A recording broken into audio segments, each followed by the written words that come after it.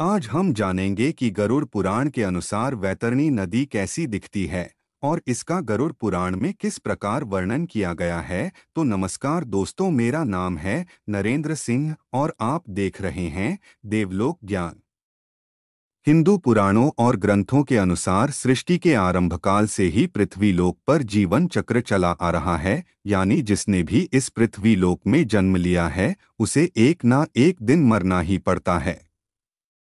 और ऐसा माना जाता है कि मृत्यु के बाद आत्मा को यमदूत अपने साथ यमपुरी ले जाते हैं, लेकिन पृथ्वीलोक से यमलोक की यात्रा जीवात्मा के लिए बड़ा ही कठिन होता है, जिसका वर्णन गरुड़ पुराण में किया गया है। गरुड़ पुराण के अनुसार मृत्यु के बाद जीवात्मा को यमलोक के मार्ग में कई तरह की बाधाओं का सामना करना पड़ता है, और इन्हीं बाधाओं में से एक है रास्ते में पड़ने वाली वैतरणी नदी।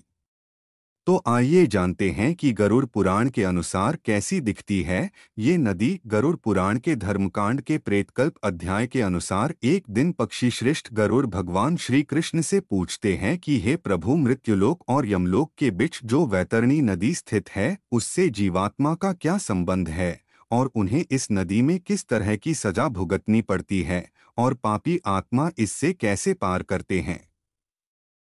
तब भगवान कृष्ण ने कहा कि हे गरुड़, यमलोक के मार्ग में स्थित वैतरणी नदी देखने में बड़ा ही भयानक है, और जो भी पापी आत्मा मरने के बाद इस नदी से होकर गुजरती है उसे बड़ा ही भयभीत कराती है। यह महाभयानक नदी पीव और रक्त रूपी जल से परिपूर्ण है। इतना ही नहीं, यह नदी मांस और कीचड़ से भी भरी हुई है। यह नदी पापियों को देखकर कई तरह के भयाक्रांत स्वरूप को धारण कर लेती है।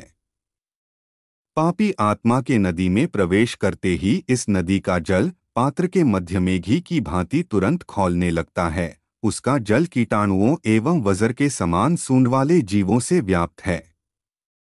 साथ ही यहाँ इस नदी घड़ियाल, वज्रदंत तथा इनके ही जैसे अनेकों हिंसक एवं मांस भक्षक जलचरों से भरी हुई है। और नदी में जैसे ही पापी आत्मा का प्रवेश होता है वह 12 सूर्य के गर्मी के समतुल्य तपने लगती है, जिससे उस महाताप में पापी चिल्लाते हुए करुण विलाप करने लगते हैं। ताप के कारण पापी आत्मा अपनों को पुकारने लगते हैं, और जब कोई उनके पास नहीं आता तो वो उस महाभयंकर धूप में इधर-उधर भागने लगते हैं, और जब उसे ताप बर्दाश्त नहीं होता तो वह आत्मा उस दुर्गंधपूर्ण जल में डुबकी लगाते हैं और अपनी आत्मग्लानि से व्यथित होते हैं। फिर श्री कृष्ण कहते हैं कि हे गरुड़, कुछ जीवात्माएं ऐसी भी होती है जिन्हें मृत्यु के पश्चात इसी वैतरणी रहना पड़ता है, जैसे कि जो अपने जीवन काल में आचार्य, गुरु, माता पिता एवं अन्य वृद्धजनों की अवमानना करते हैं, उसे इसी महानदी में रहना होता है।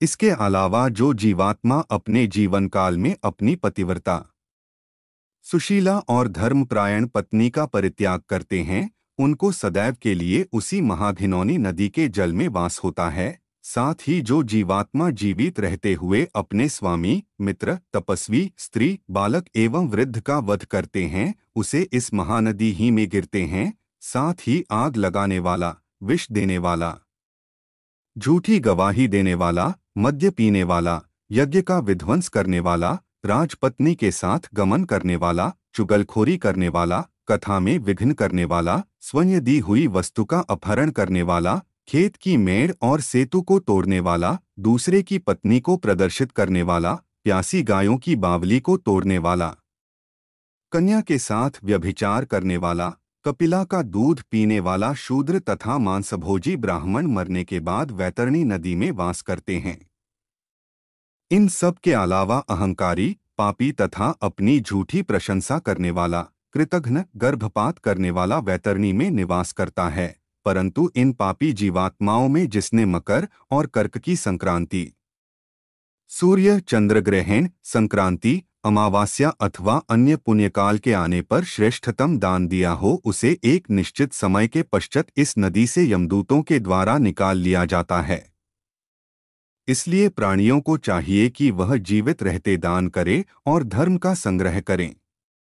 इसके अलावा जो जीवात्मा जीवित रहते हुए गोदान करता है, यानी काली अथवा लाल रंग को दो काले रंग के वस्त्रों से आच्छादित करके ब्राह्मणों को दान दे देता है, उसे भी इस नदी की यातनाओं से मुक्ति मिल जाती है। इसलिए हिंदू धर्म में मृत्यु से पहले गोदान कराया जाता है। ऐसा माना जाता है कि गोदान करने से मनुष्य उसी गाय की पूंछ पकड़कर उस नदी को पार करता है और उसे सुकर्म के प्रभाव से ऐहिक और पारलौकिक सुख की प्राप्ति होती है।